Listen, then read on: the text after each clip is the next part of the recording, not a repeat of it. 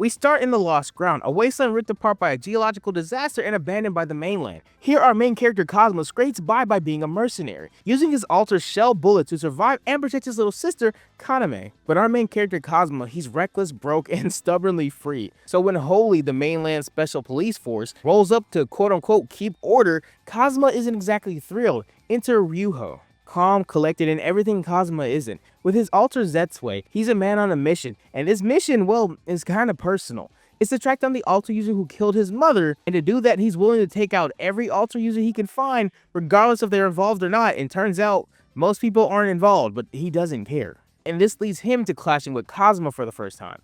And unfortunately, Cosmo gets washed in that first fight.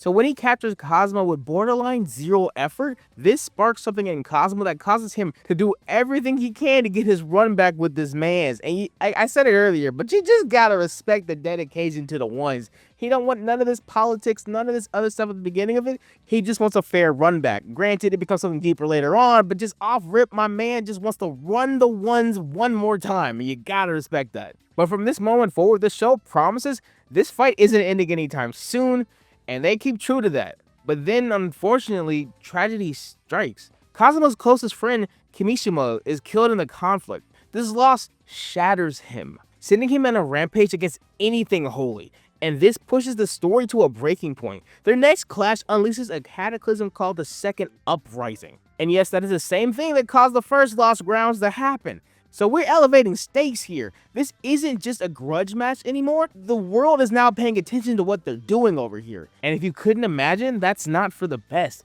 Now that the mainland's paying attention, everyone knows it's not to help. They send Mujo, a man so cartoonishly evil for power, it feels like he has the words final boss written on his forehead. His plan? Exploit the other side, which is a strange dimension where alter powers come from. And to do so, he absorbs Crystal, who I didn't really explain, sentient alter, lightning powers, trauma for one of our main characters, you know his name, starts with an R. After Mujo absorbs him, he ascends from being an evil bureaucrat, that's where that joke ends, to being another bureaucrat, but this time with god powers. So bureaucrat squared, essentially.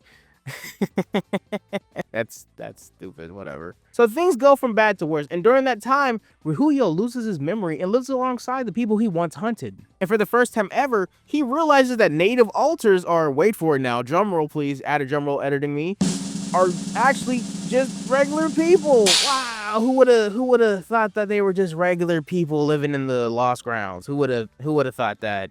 Anyone with like 3 seconds of thought. But you know what? We got it. We're happy we're here now.